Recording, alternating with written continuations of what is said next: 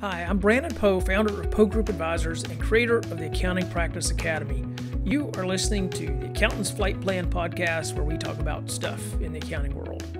If you're looking to buy or sell a practice, we are the premier accounting practice intermediary firm in the industry.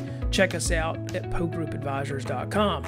If you're a firm owner looking to build a more profitable practice while actually reducing owner hours, sign up for our practice management workshop, which only runs a few times per year. Learn more at accountingpracticeacademy.com. Welcome to the Accountant's Flight Plan podcast. I have a very special guest, Loren Fogelman, who is a keynote speaker and one of America's top-ranked business coaches.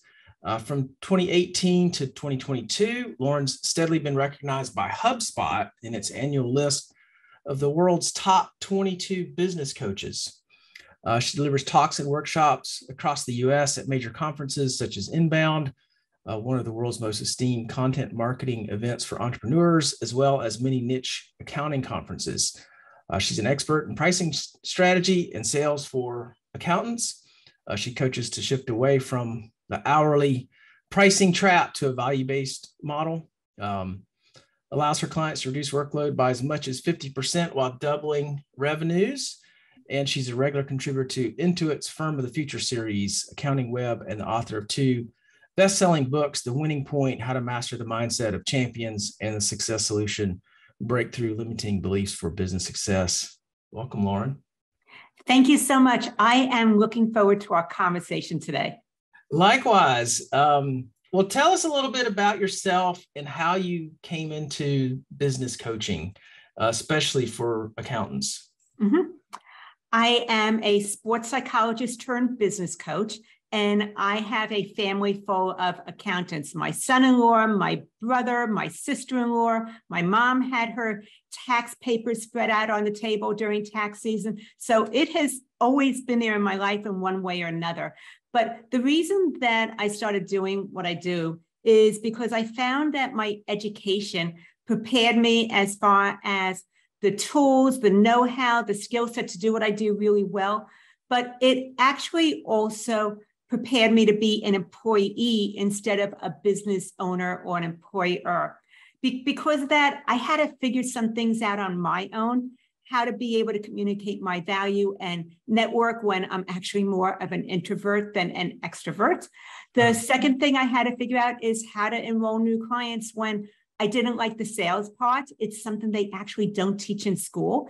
And the third part is how to price my services when I didn't want to sell my time or charge an hourly rate.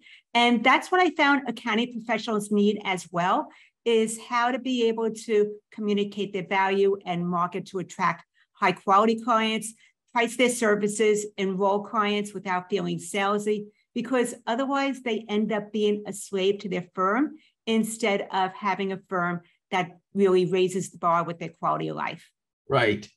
Well, an interesting thing I want to bring in. So you live in Southern California, but you don't sound like you're from Southern California. We talked about this before we went on today. Mm-hmm. And I find that interesting. So you grew up on the East Coast and moved to California. Just interesting. Your accent is interesting to me. Well, yeah, accountants are, so it's interesting that you've got a lot of family who are in the accounting profession. So I guess you could see firsthand the struggle and the hours and the kind of the traditional CPAs challenges. Mm-hmm. Well, so let's talk about increasing income without the additional hours, because we actually, as you know, we have a coaching program as well called Accounting Practice Academy, and pricing is one of the modules, but that's where you focus, I guess, the majority of your effort. So tell us about how that pricing is such a key component to, just like you said, the getting the hours down and getting the revenue up. How does pricing play a key role in that? Mm-hmm.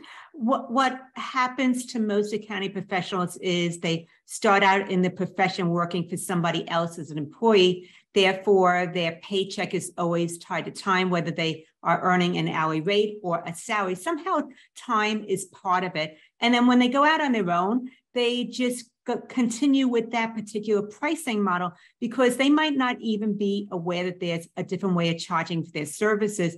But I will let you know when you are pricing for your time, then it creates a tug of war between you and your clients, because your clients want you to do things as quickly as possible, to pay as little as possible, whereas you are not incentivized to be able to become more efficient. And also, as you add in technology, you get punished for that as well. Because that, I came up with the 5 steps of what I call the raise your rates formula. And just following the essence of this will go ahead and start to increase your revenues and separate your fees from time. The very first step is knowing who your high quality clients are, because there's a difference between low quality and high quality clients. And in the beginning, you probably accept everybody, so you have a wide range. But the more that we can have you working with high quality clients puts you on the path to your dream firm. The second part is being able to communicate your value, because you know the difference that your services make for your clients, but sometimes having the right words in order for them to see it can feel like a struggle or a challenge. So when you do that, then you're able to attract that right client to you. Step number 3 is packaging your services. By doing this, it allows you to start separating your fees from time, because you're now taking different things that you're doing for your clients and you're bundling them together. Number 4 is value pricing. When you do this, it's actually a different way of pricing your services, because you're looking at value from the client's point of view instead of what's important to you when pricing your services. This allows you to actually earn possibly 2 to 3 times more without any additional time spent working. And then step number 5 is what I call consultation mastery, because most of us do not like the sales part, and we definitely don't like pushback, the objections, selling our services and talking about that part of it with the close. So when you follow the consultation mastery, you're having what I call a value conversation, where you ask questions, it's engaging, and as a result of it at the end, those clients ought to ask, how does this work? Right. And what kind of, I guess, like, what is your key market? Like, what is your target client? Who have you been able to help the most? My clients are all accounting professionals. They include bookkeepers, enrolled agents, CPAs that have their own firm, usually up to 10 people in the firm. And as a result of this, what happens is that they have hit what I call an upper limit challenge, where they're at capacity with revenues because they can't give any more hours into working. They've already sacrificed their personal life, and there's just no more. So when they've capped out on time, they've maxed out on revenue also. But basically, accounting professionals who have small firms under 10 people. Okay. And yeah, I see that frequently. I think those are the people we typically help as well, is like they've hit that ceiling and they don't know how to get through it and get to that next level. And I do think the profession is shifting a little bit more toward value pricing. Are you seeing a little less resistance in getting people to make the switch than you used to? Like, are you seeing a little bit of shift in attitude? Well, Ron Baker's been talking about it forever. And he's been a major influence in accounting professionals. Even though he's changing his talk a little bit from value pricing to subscriptions, he's still talking about getting away from the hourly rate. The other thing that's happening is with technology advancing, more and more accounting firms are looking to add advisory services into their offerings, but they don't know how to charge for it. They don't always understand how that can be priced differently or how that actually increases the value, even though they know that it benefits their clients. And because the fact that there's more and more talk about value pricing over time, people are starting to move over into that. And there's more of a push towards advisory services too. I think that we're starting to see a trend more now than ever. There's less resistance and people want to do it, but they don't actually know how it really works. So the ones that are doing it themselves are still undercharging for their services, because that just tends to be something that I see as the status quo, is not really fully understanding it from the client's point of view, how to price your services. Yeah, and I think I would say a lot of the accountants that we work with underestimate how much they can change prices. Mm-hmm. Like they're always too timid. what we see is they're too timid. They inch it up and then they go, well, nobody complained. Nobody said anything. I didn't lose a single client. And I'm like, well, it didn't go up enough. And just to give some statistics, at least 57% of accounting professionals undercharge for your services. However, if you increase your rates, you are most likely to retain about 82% of your clients.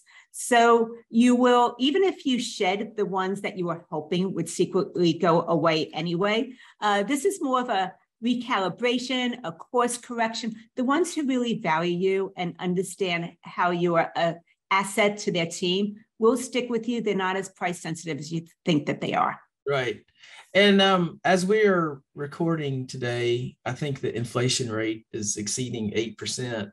How does pricing fit in today's marketplace with inflation and just the changes that you're seeing? I actually think that when our economy moves into inflation and things are changing, where people are tightening things up, it actually is a recalibration.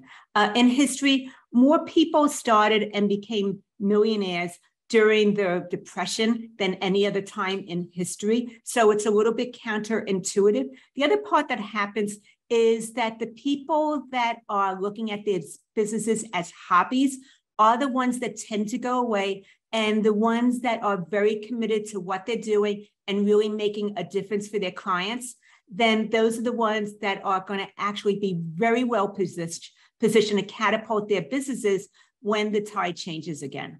Yeah, it's interesting. I feel like pricing is it's both art and science. You know, you've got a lot of factors at play here. So one of the things that I want to ask you about is just that internal resistance. Like, people really struggle with that commitment to switching over from one to the traditional hourly pricing model. They have trouble switching over, but also just the raising rates. Like, what do you say to people who are struggling with that? Well, some of the things that come up that cause us to have resistance is that they're worried about losing clients. They don't want to be confrontational.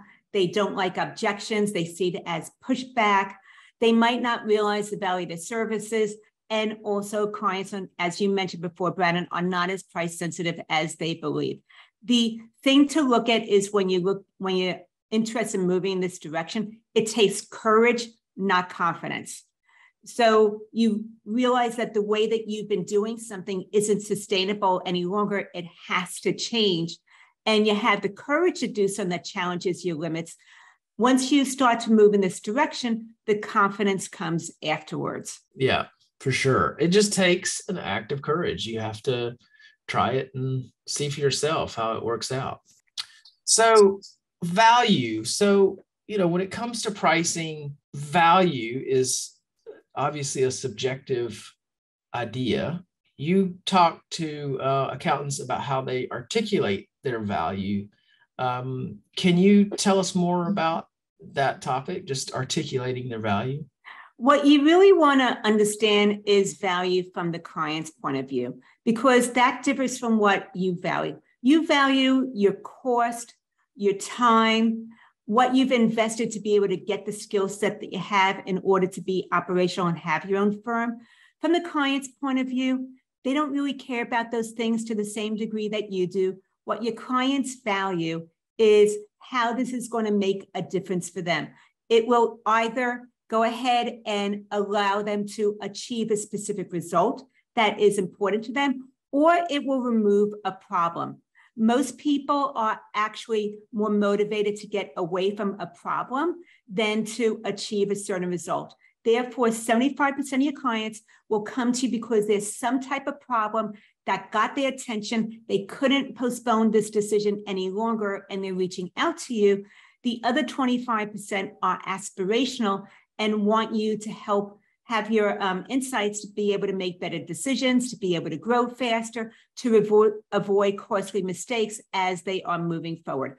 And the way to be able to understand what's important to them is by asking some non-traditional questions that really understand why they're reaching out to you, what's important to them, how to be able to measure success if they would have worked with you. And those are the things that start to differentiate you from where they see the value of working with your firm instead of going some other option. Yeah. Well, it's funny because, we're in a business where we sell firms.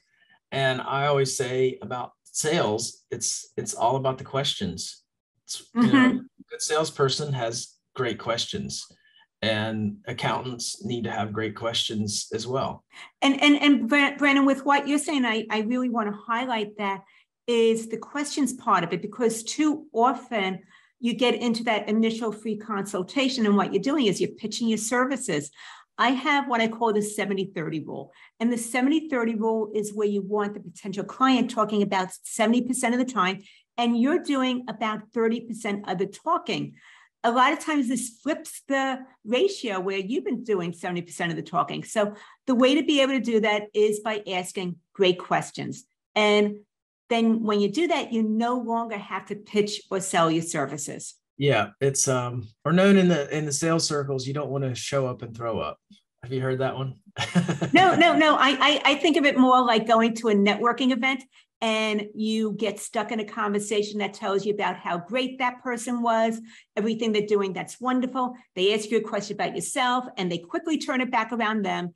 At the end of the conversation, they give you their business card, tell you what a great time they had meeting with you, and you are exhausted and want to go home. Yes.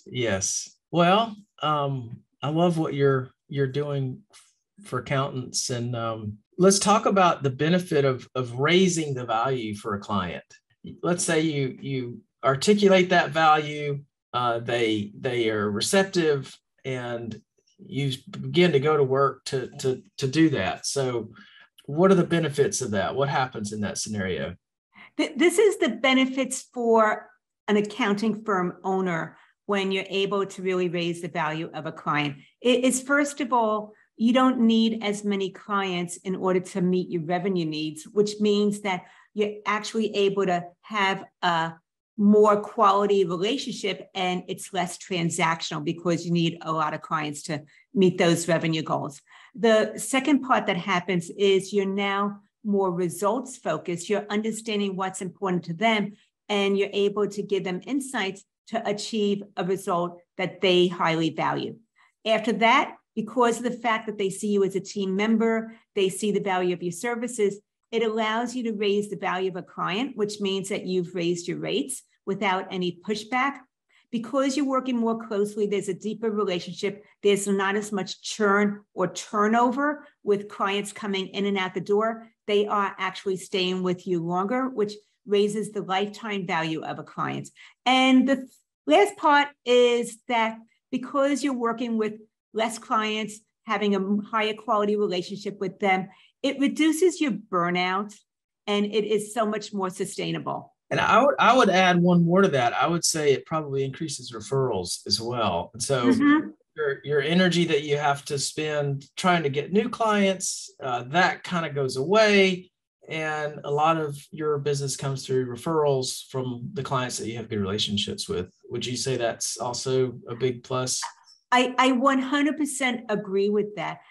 And when you think about that with referrals, people hang around with people who are similar to them. So if you're working with a higher quality client, it means that they are hanging around with other people who aren't as price sensitive, also more business minded.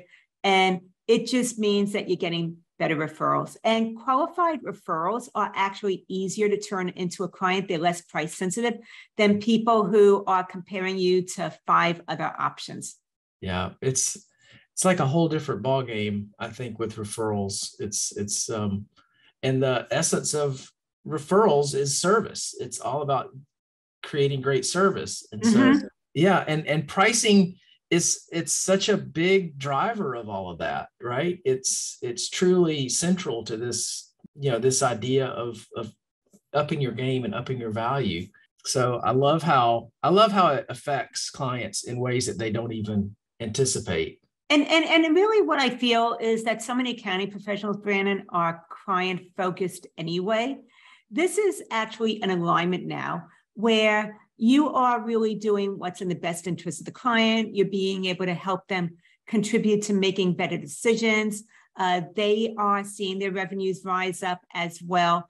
And I feel that it's a win-win-win. Everybody wins because of the fact that you're able to work more closely with them, giving them the insights they need in order to be able to move forward with what's important to them. Awesome. Well, in terms of mindset, we, because I feel like a lot of this is a big part of it is just getting it in your mind that this is the way to go and that you don't have to do it the old way. And how do you get through to people who are really challenged with just making a different mindset to pricing and different approach altogether? I feel that moving away from whether a fixed fee or an hourly rate over towards value pricing is a shift. It's similar to learning how to ride a two-wheel bicycle, but in the beginning, you feel off balance and shaky that because that you put training wheels to be able to get a little steadier before you take them off. The model that I teach and want to be able to explain here is what I call good, better, best. What happens is in the beginning, when you're getting ready to start moving in this direction, you'll have potential new clients come to you. What I want you to do is calculate what that original fixed fee would be that you would be charging them, typically looking at how much time it takes by your hourly rate. You come up with that fixed fee, but we're going to now move into your good rate. We're going to take that fixed fee and multiply it by 1.5. That will be your new good rate. Enroll 3 new clients at that new good rate for them. And this gives you some awareness that people aren't as price sensitive as you thought they were. After you enroll 3 people, will go to the tier 2, which will be your better rate. Once again, people come to you, figure out how much you want to propose originally based on time and cost calculations. Now multiply that by 2x. That will be your new better rate. As you're enrolling people into your new better rate, you're now earning double what you previously would have earned, no additional time spent working. You're getting better at having that initial consultation with them, focusing on what's of value to them. And after you enroll 3 people, we now jump to the top tier, which is your best rate. Once again, you'll calculate what that original fee would have been. We're now multiplying it by 3x. And I will say going to your best rate takes courage, not confidence. But you're now working with a higher quality client. They're not as price sensitive. They respect you. They don't make demands without expecting to pay you for them. And as a result, you don't need as many clients because you're able to work with high quality clients on a deeper relationship. And at that point, it changes your entire firm because now you've been able to start value pricing your clients. You're earning 3 times what you would have originally earned, but you have a closer relationship and probably able to now have time to bring in another team member to help you out with low-level tasks and add in advisory services. Eventually, what's going to happen is you're going to need to recalibrate, and your best price will eventually go back to the good price, and you'll go through the good, better, best. So that is a way to start separating your fees and time and moving towards value pricing. And if you want the 10 steps on how to be able to do that in more detail, you can go to businesssuccesssolution.com/package. And that resource shows you how to start separating your fees from time, following this model, and packaging your services. Nice. Yeah. And I find that like when people start to charge those higher rates, they just naturally start to think about, okay, what can I do for this client? How can I provide value to this client? What do they value? So your mindset shifts almost because of the action that you're taking by charging a higher fee. So it's the practice and the mindset sort of kind of go hand in hand at shifting. Mm-hmm. There's a lot of mindset that happens, but I think as we were mentioning before, as you're moving this, it takes courage in the beginning and the confidence comes later, where you are definitely improving the quality of service for your clients. Yeah, exactly. Well, I've got a few closing questions, but you shared a lot and it's wonderful information, especially that last bit. I think the practice makes perfect with new clients. Often that's a nice way to experiment because there is no risk. It's not a client that you already have. What advice would you give to someone starting a practice from scratch?